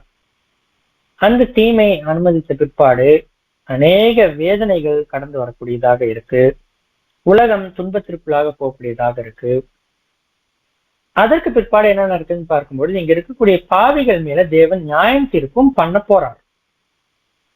தேவனுடைய பார்வையில நியாய தீர்ப்பு பற்றி ஒரு சில ஆச்சரியமான விஷயங்கள் நமக்கு இந்த யோபு புத்தகத்துல காணப்படக்கூடியதாக இருக்கு. அது எங்க இருக்குன்னு பார்க்கும் பொழுது யோபு 21வது அதிகாரம் 7-16 வசனங்கள் இருக்கக்கூடியதாக இருக்கு. 7-16. துன்மார்க்கர் ஜீவித்து விருத்தராகி வல்லவராவானேன், அவர்களோடும் கூட அவர்கள் சந்ததியார் அவர்களுக்கு முன்பாகவும் அவர்கள் பிள்ளைகள் அவர்கள் கண்களுக்கு முன்பாகவும் விடப்படுகிறார்கள். அவர்கள் வீடுகள் பயமில்லாமல் பத்திரப்பட்டிருக்கும். தேவனுடைய மிலாறு அவர்கள் மேல் வருகிறதில்லை. அவர்களுடைய எருது பொழிந்தால் வீணாய் போகாது. அவர்களுடைய பசு சினை அழியாமல் ஈணுகிறது. அவர்கள் தங்கள் குழந்தைகளை ஒரு மந்தை போல வெளியே போக விடுகிறார்கள். அவர்கள் பிள்ளைகள் குதித்து விளையாடுகிறார்கள். அவர்கள் தம்புரையும் சுரமண்டலத்தையும் எடுத்து பாடி கிண்ணறத்தின் ஓசைக்கு சந்தோஷப்படுகிறார்கள். அவர்கள் செவ்வவான்களாய் தங்கள் நாட்களை போக்கி ஒரு சூஷண பொழுதிலே பாதாளத்தில் இறங்குகிறார்கள். அப்ப இங்க பார்க்கிறோம் அவர்கள் நாட்கள் கொஞ்சம் கொஞ்சமாக போயிட்டு இருக்கு. ஆனா ஒரு ஜன பொழுதுல அவர்களுக்கு என்ன ஆயிருதுன்னு பார்க்கும் பொழுது பாதாளத்துல அவங்க இறங்கி போகக்கூடியவர்களாக இருக்கிறாங்க. அவர்கள் தேவனை நோக்கி எங்களை விட்டு விலகிரும், உம்முடைய வழிகளை அறிய விரும்போம், சர்வ வல்லவரை நாம் சேவிக்க அவர் யார், அவரை நோக்கி ஜெபம் பண்ணுவதனால் நமக்கு பிரயோஜனம் என்ன என்கிறார்கள். ஆனாலும் அவர்கள் வாழ்வு அவர்கள் கையில் இராது, துன்மார்க்கரின் ஆலோசனை எனக்கு தூரமாயிருப்பதாக. அப்ப இங்க இருக்கக்கூடிய வார்த்தைகள்ல நமக்கு கிடைக்கக்கூடிய ஒரு பதில் என்ன அப்படின்னு பார்க்கும்பொழுது ரொம்ப ஒரு சந்தோஷமான ஒரு வாழ்க்கையை வாழ்ந்துட்டு இருக்கிறாங்க துன்மார்க்கர். ஆனால் ஒரு சன பொழுதுலயே அவங்களுக்கு என்ன ஆயிருதுன்னு பார்க்கும் பொழுது ஒட்டுமொத்தமாக டக்குன்னு அவர்கள் விழக்கூடியவர்களாக இருக்கிறாங்க. இப்ப இது எதை குறிக்கிறதாக இருக்கு, இல்ல இந்த வார்த்தை எதை குறிக்கிறதாக இருக்குன்னு பார்க்கும் பொழுது துன்மார்க்கர் சந்தோஷமான ஒரு வாழ்க்கையை வாழ்ந்துட்டு இருந்திருக்கிறாங்க. எல்லா விதமான ஆசீர்வாதங்களும் அவர்களுக்கு இருக்கு. இன்னைக்கு நம்முடைய காலகட்டத்தில் நடக்குதா அப்படின்னு நம்ம பார்த்தோம்னா நம்முடைய காலகட்டத்துல துன்மார்க்கராக இருக்கிறவருக்கு இந்த எல்லா ஆசீர்வாதங்களும் இருக்கக்கூடியதாக இருக்கு. அவர்களுடைய பிள்ளைகளை மந்தை போல வெளில விடுகிறார்கள் அப்படின்ற ஒரு வார்த்தை பார்க்கும். அது அவர்களுக்கு கிடைச்சதான ஆசீர்வாதங்களை குறிக்கக்கூடியதாக இருக்கு. ஆனா இவ்வளவு ஆசீர்வாதங்கள் அவர்களுக்குள்ளாக இருந்தாலும் நம்ம 27வது அதிகாரம் யோபு 27:13-19 வசனம் வரைக்கும் வாசிச்சு பார்க்கும் பொழுது அவன் ஐஸ்வர்யவானாய் தூங்கி கிடந்து ஒன்றும் பறிகொடாதே போனாலும் அவன் தன் கண்களை திறக்கும் போது ஒன்றும் இல்லாதிருக்கும் அப்படின்ற ஒரு வார்த்தை இங்க இருக்கு. அப்ப இவ்வளவு நல்ல ஒரு ஆசீர்வாதமான ஒரு வாழ்க்கையை வாழ்ந்துட்டு இருக்கிறாங்க, இவ்வளவு அநேக பேர் புகழ் பெற்று வாழ்ந்துட்டு இருந்திருக்கிறாங்க. ஆனால் ஒரு சனப்பொழுதுல அவர்கள் விழுந்து போகும் பொழுது அதற்கு பிற்பாடு என்ன நடக்குதுன்னு பார்க்கிறோம்னா, மீண்டுமாக அவர்கள் எழுந்து வரும் பொழுது அந்த எல்லா ஆசீர்வாதங்களும் அவர்கள் கிட்ட இருக்காது அப்படின்றத இங்க நமக்கு கிடைக்கக்கூடிய ஒரு பாடம். அநேகர் நிறைய சம்பாரிச்சு வச்சுட்டு ஐஸ்வர்யவானாக மரித்து போகிறார்கள்.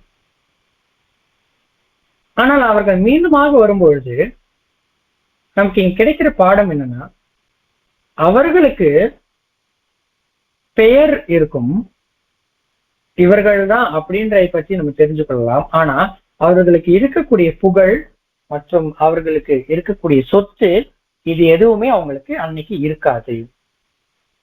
அன்றைக்கு எல்லாருக்குமே சரி சமமான வாய்ப்புகள் கொடுக்கப்படக்கூடிய காலமாக இருக்கும். ராஜ்யத்தின் காலகட்டத்தை குறிக்கக்கூடிய வார்த்தைகள். ஏன்னா தேவனுடைய சொத்தாக காணப்படுது இந்த ஒரு பூமி. அதே தேவன் கொஞ்ச காலம் இவர்கள் துன்மார்க்கராக இருக்கிறவர்கள் அனுபவிக்கிறதற்கு விட்டிருந்தார், இல்ல அனுமதிச்சிருந்தார். ஆனால் திரும்ப கொடுத்தலின் காலகட்டத்துல, இந்த ராஜ்யத்தின் காலகட்டத்துல இவர்கள் மீண்டுமாக உயிர் தெழுப்பப்படும் பொழுது அந்த சொத்துக்கள் எல்லாமே தேவனுடையதாக காணப்படும். அதனாலதான் மீண்டுமாக அந்த வசனம் பார்க்கலாம். யோபு 27:13-19 இருக்கக்கூடிய வசனங்கள் நமக்கு கிடைக்கக்கூடிய ஒரு பகுதியை நம்ம வாசிக்கிறோம். அவன் ஐஸ்வர்யவானாய் தூங்கி கிடந்து ஒன்றும் பறிகொடாதே போனாலும். அப்ப அவரு தூங்கி கிடக்கிறப்ப அவர் எதையுமே பறி கொடுக்கல. தூங்கும் பொழுது அவர் எல்லாவற்றையும் வைத்துட்டு தான் மறிக்கிறார். ஆனால் மீண்டுமாக அவன் தன் கண்களை திறக்கும் போது ஒன்றும் இல்லாது இருக்கும். அப்ப இதுதான் நம்ம பார்க்கிறோம், அந்த ஒரு திரும்ப கொடுத்தலின் காலகட்டங்கள்ல இருக்கக்கூடிய ஒரு முக்கியமான ஒரு விஷயம். மனிதர்கள் எல்லாருக்குமே நித்திய ஜீவன் அடைவதற்கான வாய்ப்புகள் கொடுக்கப்படும் அதே நேரத்துல இந்த மாதிரியான அநேக நுணுக்கமான தகவல்களும் காணப்படக்கூடியதாக இருக்கு. ஆனால் அவை எல்லாமே எந்த விதத்துல நடக்கும், இதுதான் நடக்கும் அப்படின்ற விதத்துல நம்மளால எதையுமே உறுதித்தன்மையோட சொல்ல முடியாது. ஏன்னா நம்ம அந்த இடங்கள்ல காணப்படல. ஆனா வசனங்கள் அடிப்படையில பார்க்கும்பொழுது இதெல்லாம் நமக்கு கிடைக்கக்கூடிய பதிலாக இருக்கு. அதே மாதிரி யோபு 20வது அதிகாரத்தின் 15-19 வசனம் வரைக்கும் வாசிக்கும் பொழுது, அவன் விழுங்கின ஆஸ்தியை கக்குவான். அப்ப இங்க அநியாயமாக அநேகர் இன்னைக்கு ஆஸ்திகளை எடுத்துட்டு இருக்கிறாங்க. தேவைக்கு அதிகமாக இருக்கக்கூடியவர்களாக இருக்கிறாங்க. அப்ப அவர்கள் எல்லாருடைய வயிற்றிலிருந்தும் இதை வெளியில தள்ளி விடுகிறது யாருன்னு பார்க்கும்பொழுது தேவன். அநியாயமாக எடுக்கப்பட்ட ஆஸ்திகள் அவனே கக்கக்கூடியதாக இருக்கும். இது எல்லாமே நியாய தீர்ப்பிற்கு சம்பந்தப்பட்ட வார்த்தைகளாக காணப்படக்கூடியதாக இருக்கு. இதை குறித்து நமக்கு அநேக சத்தியங்கள் இதே யோபு புத்தகத்துல காணப்படக்கூடியதாக இருக்கு.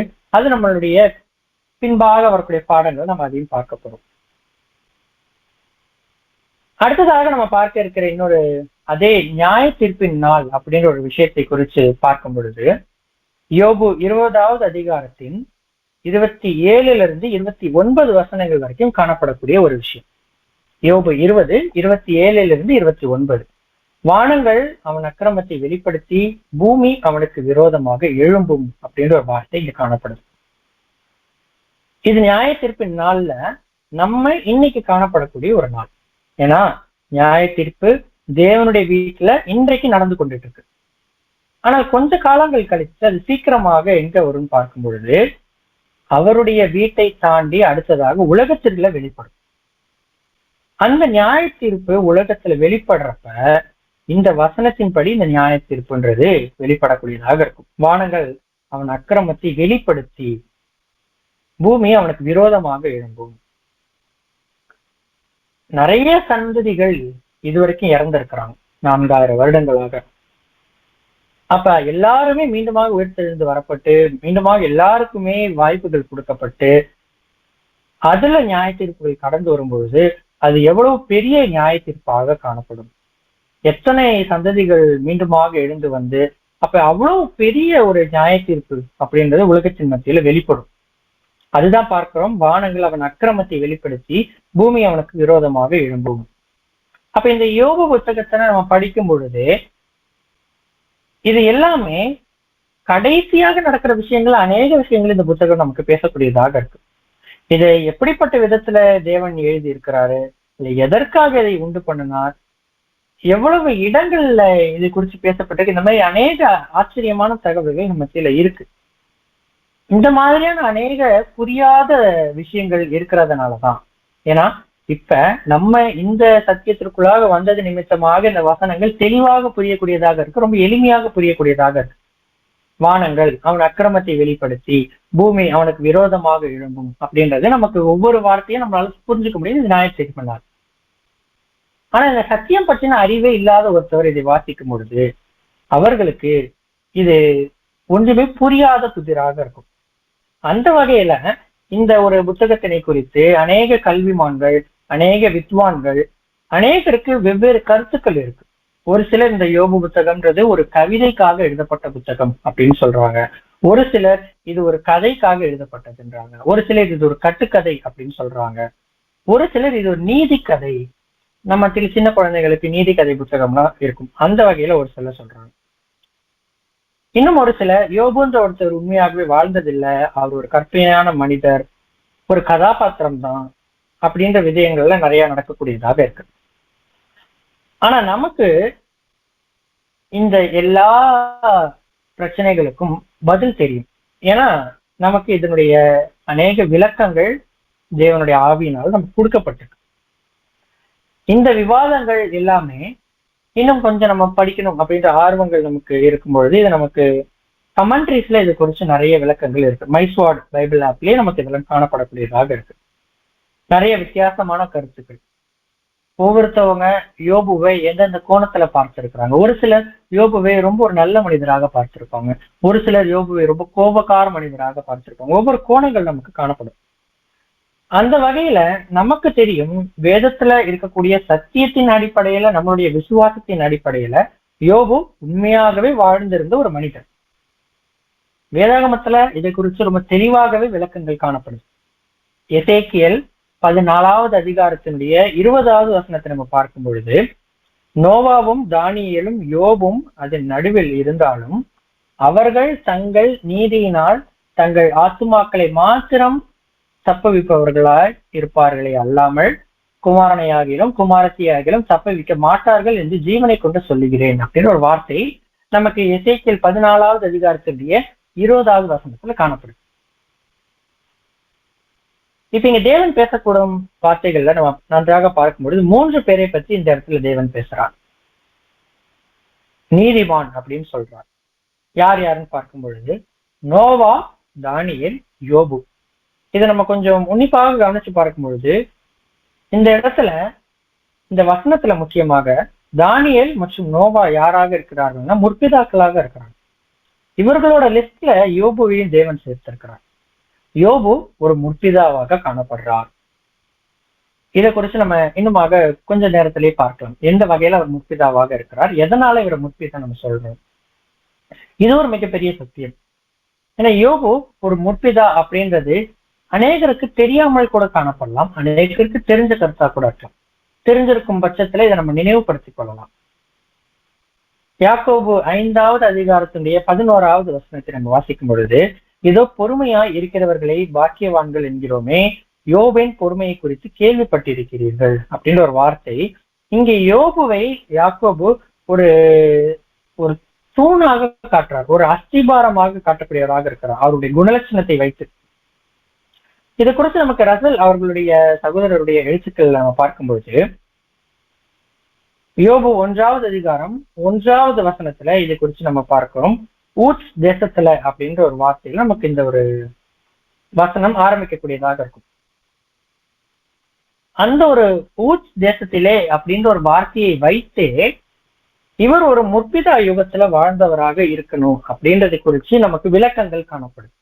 இதை குறிச்சு ரொம்ப விளக்கமாக நம்ம அடுத்த பாடத்தின் பாகக்கட்டங்களை நம்ம பார்க்கலாம். ஆனா இன்றைக்கு நம்ம பார்க்கிற ஒரு விஷயம் என்னன்னு பார்க்கும் பொழுது, இப்பதான் நம்ம பார்க்கிறோம் நம்மளுடைய பாடத்துல கொஞ்சம் எளிமையான கருத்துக்கள் தாண்டி அடுத்த நிலைக்குள்ளாக நம்ம கடந்து வரோம். கொஞ்சம் கொஞ்சமாக அடுத்தடுத்த நிலைகளுக்குள்ளாக போறோம். அடுத்த நிலையில நம்ம பார்க்கும் பொழுது இங்கே யோபு ஒரு முற்பிதாவா இல்லையா அப்படின்ற ஒரு கருத்திற்குள்ளாக நம்ம கடந்து வந்திருக்கிறோம். இப்ப இங்க நமக்கு இந்த ஊட்ஸ் தேசத்திலே அப்படின்ற ஒரு வார்த்தையில சொல்லும் பொழுது இது ஒரு யோபு முற்பிதாக்கள் யுகத்துல வாழ்ந்திருக்க கூடும் அப்படின்ட்டு சொல்லி அந்த யோபு 1:1 அப்படின்ற ஒரு வசனத்தினுடைய கமெண்ட்ரீஸ்ல நமக்கு சகோதரர் சொல்லக்கூடியதாக இருக்கு. ஏன் பார்க்கும் பொழுது முதலாம் உலகத்துல என்ன வந்துச்சுன்னா ஜலப்பிரளயம் வந்துச்சு. அந்த ஜலப்பிரளயத்திற்கு பின்பு யூத யுகம் துவங்குற வரைக்குமே இடைப்பட்ட காலகட்டம் தான் நம்ம என்னன்னு பார்க்கிறோம் அப்படின்னா முற்பிதாக்கள் யுகம். சகோதரர் ரசல் இதை குறித்து நமக்கு சொல்லும் பொழுது யோபு முற்பிதாக்கள் யுகத்துலதான் வாழ்ந்திருக்கணும் அப்படின்றதே அவர் சொல்றார். ஏன், எப்படி, அந்த மாதிரியான அடிப்படையில் எதுவுமே அவர் சொல்லல. ஆனால் அநேக சகோதரர்கள் இதை குறித்து நமக்கு கணக்குகள் கொடுத்திருக்கிறாங்க. அது நம்ம அடுத்த காலகட்டங்கள்ல பார்க்கலாம். ஆனா இங்க அவர் சொல்லக்கூடிய ஒரு வார்த்தை, இவர் முற்பிதாக்களுடைய காலகட்டத்துலதான் வாழ்ந்திருக்கணும். இன்னுமாக சொல்லும் பொழுது யோபு மோசேக்கு முன்பாக இருந்த காலகட்டங்கள்ல வாழ்ந்திருக்கணும். இவர் ஆபிரகாம் மற்றும் மெல்கிசேதேக் இவர்களுடைய காலகட்டத்துல ஒத்து வாழ்ந்திருக்கணும். ஏன்னா ஆபிரகாம் மெல்கிசேதேக்கும் இருக்கக்கூடிய வாழ்ந்துட்டு இருக்கிற அதே காலகட்டத்துல யோபுவும் வாழ்ந்திருக்கணும். இப்ப இது குறிச்சு நம்ம கொஞ்சம் ஆராயலாம். ஆபிரகாம் மற்றும் மெல்கிசேதேக் இந்த காலகட்டங்கள் இவர் வாழ்ந்திருக்கலாமா? அதற்கு முன்பாக இந்த யோபு புத்தகம் எப்ப எழுதப்பட்டுச்சு அப்படின்ற ஒரு கேள்விக்குள்ளாக நம்ம கடந்து போகணும். ஏன்னா இங்க நம்ம யோபுவினுடைய வாழ்க்கையை பத்தி நம்ம பார்க்கும் பொழுது அதனுடைய கால கணக்குகளை நம்ம போடக்கூடியவர்களாக இருப்போம். அது அடுத்த பாடத்துல ரொம்ப பிரத்யேகமாக காலகட்டங்களை பிரித்து பார்ப்போம். அப்ப முதல் விஷயமாக யோபு முற்பிதாக்கள் யுகத்துலதான் வாழ்ந்திருக்கிறாரா இல்ல மோசேக்கு முன்பாக வாழ்ந்திருக்கிறாரா அப்படின்னு தெரிஞ்சு கொள்றதற்கு எளிமையான விளக்கம் ஃபர்ஸ்ட் பார்க்கும் பொழுது யோபு புத்தகம் எப்ப எழுதப்பட்டுச்சு அப்படின்றத நம்ம தெரிஞ்சு கொண்டோம்னாலே யோபு எந்த காலத்துல வாழ்ந்திருப்பாருன்னு தெரியும். ஏன்னா யோபு வாழ்ந்த பிற்பாடுதான் இந்த புத்தகம் எழுதப்பட்டிருக்கும், இல்ல அவருடைய காலகட்டத்திலேயே எழுதப்பட்டிருக்கும். முதல் விஷயம், யோபு புத்தகம் எப்ப எழுதப்பட்டுச்சு பார்க்கும் பொழுது யோபு புத்தகம் ஆதியாகமத்திற்கு முன்பாக எழுதப்பட்ட புத்தகம். ஆதியாகமத்திற்கு ரொம்ப நாட்களுக்கு முன்பு கிடையாது, ஆனால் ஆதியாகமத்திற்கு முன்பாக எழுதப்பட்டுச்சு. இப்ப இது முதல் விளக்கம். ஆதியாகமத்திற்கு முன்பாக எழுதப்பட்டுச்சுன்னா ஆதியாகமம் எழுதுறது யாரு? மோசே எழுதுறான், ஆகமங்கள் எழுதுறான். அப்ப மோசேக்கு முன்பாகவே இந்த புத்தகம் எழுதப்பட்டுருச்சு அப்படின்னா அப்ப மோசேக்கு முன்பான காலகட்டத்திலேயே யோபு வாழ்ந்து முடிச்சுட்டார். இது ஒரு விளக்கம்.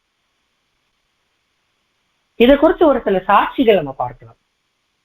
எந்த வகையில யோபு புத்தகம் அப்படின்றது ஆதியாகமத்திற்கு முன்பாக எழுதப்பட்டிருக்கலாம், இல்ல மோசேயினுடைய காலகட்டத்துக்கு முன்பாக எழுதப்பட்டிருக்கலாம் அப்படின்றதுக்கு ஒரு 3 சாட்சிகளை மட்டும் நம்ம பார்த்து நம்முடைய பாடத்திலே முடிக்கலாம். முதல் சாட்சி, யோபு வாழ்ந்தது இந்த முற்பிதாக்கள் யுகத்துலதான் அப்படின்னு நம்ம எதனால சொல்றோம் கேட்கும் பொழுது யோபு புத்தகம் எழுதப்பட்ட விதத்தினை நம்ம பார்க்கிறோம், இல்ல உள்ள இருக்கக்கூடிய கருத்துக்கள். யோபு புத்தகத்தினுடைய கருத்துக்களை பார்க்கறதுக்கு முன்பாக ஒரு எடுத்துக்காட்டுக்கு யாத்ராகமத்தின் கருத்துக்கள் என்ன இருக்கும் அப்படின்னு நம்ம ஒரு கேள்வி கேட்டோம்னா உடனடியாக நமக்கு தோன்றும் நியாய பிரமாணங்கள் அப்படின்றது இருக்கும் அப்படின்ற ஒரு பதில் நமக்கு வரும். அதை தாண்டி கொஞ்சம் கொஞ்சமாக நம்ம லேவியாகமும் என்னாகமும் உபாகமும் இது எல்லாவற்றையும் பார்த்தாலும் சரி, நியாயாதிபதிகளுடைய காலங்களை பார்த்தாலும் சரி, அதற்கு பிற்பாடு எல்லாமே எங்கேயாவது ஒரு இடத்துல நமக்கு என்ன வந்திருக்குன்னு பார்க்கும் பொழுது நியாய பிரமாணங்கள் எங்காவது ஒரு இடத்துல தலை தூக்குகிறதாக நம்ம பார்ப்போம். ரொம்ப பிரத்யேகமாக ஆகமங்கள்ல நம்மளால பார்க்க முடியும்.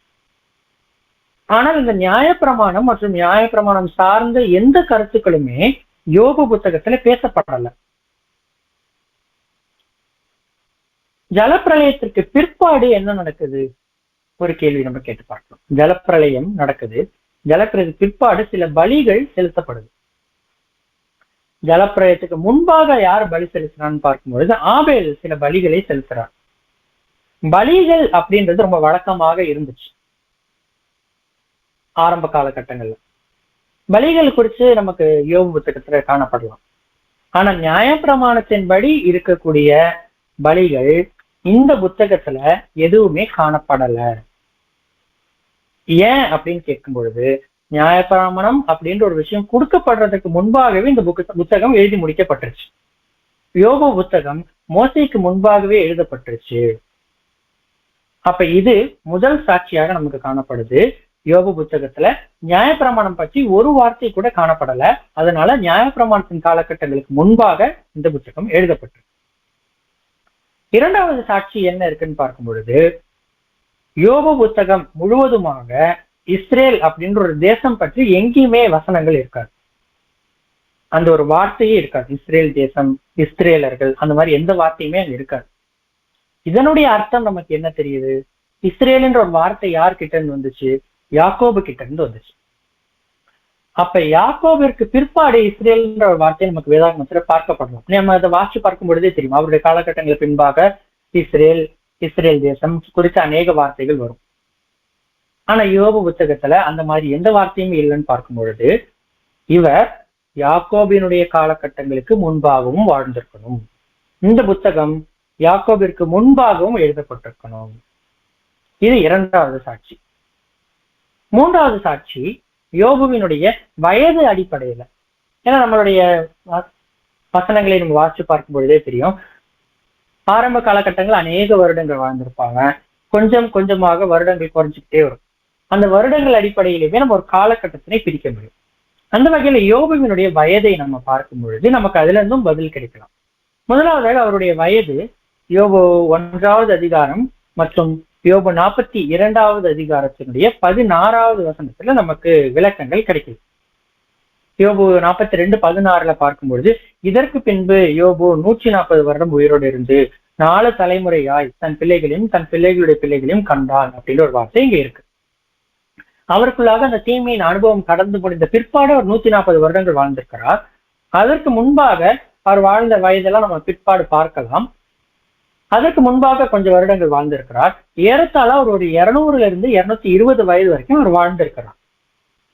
இது மீண்டுமாக நமக்கு எதை குறிக்கிறதாக இருக்குன்னு பார்க்கும்பொழுது, இவர் மோசேயினுடைய தலைமுறையை சார்ந்தவர் அல்ல, மாறாக இவர் ஆபிரகாமினுடைய தந்தை தேராகுடைய தலைமுறையும் அதற்கு முந்தைய தலைமுறையிலும் சார்ந்தவராக இருக்கிறதை குறிக்கிறதாக இருக்கு.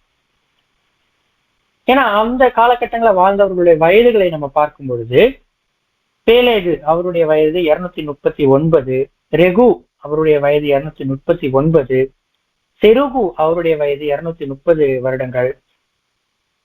இந்த மாதிரி தேராகு அவருடைய வயது 205 வருடம். இந்த மாதிரி அவருடைய காலகட்டங்களில் வாழ்ந்தவர்கள் ஒரு 200 இருந்து 240-30 வயதிற்குள்ளாக இருந்த காலகட்டங்கள். இப்ப இது ஒரு முன்னணியாக தான் நம்ம பார்க்கணும். பின்பாக வரக்கூடிய பகுதிகளில் வசன அடிப்படையில யார் முன்பாக இருக்கிறாங்க, யார் பின்பாக இருக்கிறாங்க நம்ம பார்க்க போறோம். ஆனா இங்க நமக்கு கிடைக்கக்கூடிய மூன்றாவது சாட்சி அவருடைய வயதின் அடிப்படையில ஒரு 220 இருந்து ஒரு 230 வருடங்கள் வாழ்ந்திருக்கலாம் அப்படின்ற அடிப்படையிலையும் இவர் முற்பிதாக்கள் யுகங்கள்ல, அதாவது மோசே யாக்கோபு காலகட்டங்களுக்கு முற்பாடு வாழ்ந்தவராக காணப்படுறார். இப்ப இங்க ஒரு 140 வருடங்கள் தீமையின் அனுபவத்துக்கு பிற்பாடு வாழ்ந்தார் அப்படின்றத நம்ம சொல்லிட்டோம். ஆனா தீமைக்கு முன்பாக எத்தனை வருடங்கள் வாழ்ந்தார், இல்ல தீமை அப்படின்றது அவர் மத்தியில் எத்தனை வருடங்கள் கடந்து போச்சுன்னு கேட்கும் பொழுது, அவருக்கு அவருடைய குடும்பத்தை பற்றி நம்ம வசனங்கள் வாசிச்சு பார்க்கும் பொழுது நமக்கு ஒரு பதில் கிடைக்கக்கூடியதாக இருக்கும். 7 குமாரர்களுடைய திருமணம் அப்படின்றது இந்த இடத்துல நம்ம பார்க்கிறோம். முதலாவது அவருக்கு அந்த தீமை கடந்து போகும் பொழுது அவர் என்ன பண்ணிட்டு இருக்கிறாருன்னா, இல்ல முதலாவது அந்த தீமை வரும் பொழுது மூத்த சகோதரர் அவருடைய பிள்ளையோட வீட்டுல புசித்து திராட்சரசம் அவர் குடிக்கின்ற போதுதான் இந்த விஷயங்கள் நடந்துட்டு இருக்கு. அப்ப ஒரு தனி வீடு அப்படின்றது இருக்கு. அப்ப அநேகமாக அவர்கள் மத்தியில் திருமணம் ஆனவர் அப்படின்றத பொருள் கொடுக்கக்கூடியதாக இருக்கு. ஆதியாகமம் 11வது அதிகாரத்துல நம்ம வாசிச்சு பார்க்கும் பொழுது, ஜலப்பிரளயத்துக்கு பிந்தைய தலைமுறைகள், வம்சாவளிகள் திருமணம் செய்து கொண்ட வயது என்ன பார்க்கும் பொழுது 30 இருந்து 35 வயதிற்குள்ளாக திருமணங்கள் அவர்கள் செய்து கொள்றாங்க. ஏன்னா நம்ம அநேக வசனங்கள் தான் நம்ம பார்த்திருப்போம். அப்ப முற்பிதாக்களுடைய காலகட்டங்களில் இருந்துட்டதான திருமண வயது அப்படின்றது 30-35. இங்க நமக்கு யோபு 1வது அதிகாரத்தினுடைய 4வது வசனத்தின்படி பார்க்கும் பொழுது அவருடைய 7 குமாரர்களுக்கும் அங்க திருமணமாகி தன் வீட்டுல விருந்துகள் வைக்கிறாங்க. அப்ப யோபுவுக்கு 30-35 வயதுல திருமணம் ஆகி இருந்துச்சுன்னா 7 குமாரர்களுக்கும் இடையே 3 குமாரத்திகளும் அவருக்கு இருக்கிறாங்க. அப்ப 40-45 வயதிற்குள்ளாக எல்லாருமே பிறந்திருக்கிறதற்கான வாய்ப்புகள் இருக்கும். பார்க்கும் பொழுது இவருக்கு 35 வயதுல திருமணம் ஆகிருக்கும், அவருடைய பையனுக்கும் ஒரு 35 வயது ஆயிடுச்சு அப்படின்னா ஒரு 70 வயது ஆகியிருக்கலாம். இப்ப இது எல்லாமே ஒரு பேசிக்கான கணக்கு தான். இது நம்ம நம்பர் அடிப்படையில இந்த பாகத்தை நம்ம பார்க்கலாம். ஒரு 70 வயது ஆகியிருக்கும். அப்ப அவருக்கு ஒரு 65-70 வயது இருக்கும் பொழுது முதல் குமாரருக்கு திருமணம் ஆகுது. மீதி குமாரர்களுடைய திருமணங்கள் முடிய ஒரு 10 வருடங்கள் ஆகியிருக்கும். அப்படி பார்க்கும் பொழுது யோபுவினுடைய வயது அந்த தீமை அப்படின்னு அனுபவம் வர்றதற்கு முன்பாக, இல்ல அவருடைய பிள்ளைகள் எல்லாருக்கும் திருமணம் நடந்து முடிவதற்கு முன்பாக ஒரு 75-85 வயதிற்குள்ளாக அவர் இருந்திருப்பார். அந்த தீமையின் அனுபவம் ஆரம்பத்தில் எத்தனை வருடங்கள் கடந்து போச்சுன்றது நம்மளால சொல்ல முடியாது. ஏன்னா அதை குறித்து நமக்கு அநேக வசனங்கள் இங்க காணப்படல. ஆனா இங்க ஒரு 80 வருடங்கள் இருக்கு. கடைசியில 46வது வசனத்தின்படி நமக்கு பார்க்கும் பொழுது ஒரு 140 வருடங்கள் காணப்படுது. 42வது அதிகாரம் 16வது வசனத்தின்படி ஒரு 140 வருடங்கள் காணப்படுது. மொத்தமாக ஏறத்தாழ ஒரு 220-230 வயதுகள் அப்படின்றத நம்மளால கணக்கிட முடியும். இது நிச்சயமாக அவரை ஒரு ஜலப்பிரளயத்திற்கு பிந்தைய உலகமாகிய முற்பிதாக்கள் யுகத்தினுடைய ஆரம்ப தலைமுறைகளை சார்ந்தவராக இது மாற்றக்கூடியதாக இருக்கு, காண்பிக்கக்கூடியதாக இருக்கும். இதனால யோபு முற்பிதாக்கள் யுகத்துல வாழ்ந்திருக்கணும் அப்படின்றதை நம்ம நம்பக்கூடியவர்களாக இருக்கணும். இங்கதான் வாழ்ந்தார் அப்படின்றதை தாண்டி நம்ம நம்பக்கூடியவர்களாக இருக்கணும். அதனால இது சந்தேகத்திற்கு இடம் இல்லாமல் நமக்கு கிடைக்கக்கூடிய ஒரு வார்த்தை என்னன்னு பார்க்கும் பொழுது, யோபு புத்தகம் தான் தேவனுடைய முதல் வெளிப்படுத்தப்பட்ட மற்றும் எழுதப்பட்ட வார்த்தை அப்படின்றத நம்ம புரிந்து கொள்ளலாம். இல்ல முதல்ல எழுதப்பட்ட புத்தகமாக யோபு புத்தகம் விளங்கக்கூடியதாக இருக்கு. இது பரிசுத்த எழுத்துக்களால எழுதப்பட்ட முதல் எழுத்தாகும் அப்படின்றதை நம்ம புரிந்து கொள்ளலாம். இந்த புத்தகத்திற்கு பிற்பாடுதான் ஆதியாகமம் போன்ற அநேக புத்தகங்கள் எழுதக்கூடியதாக இருக்கு. இந்த புத்தகத்தை தான் நியாயப்பிரமாணத்திற்கும் ஆதியாகமம் புத்தகத்திற்கும் முன்கூட்டியே கொடுக்கிறது அப்படின்றது தேவனுடைய தெய்வீக திட்டத்துல ஒரு முக்கியமான காரியமாகவும் காணப்படுது.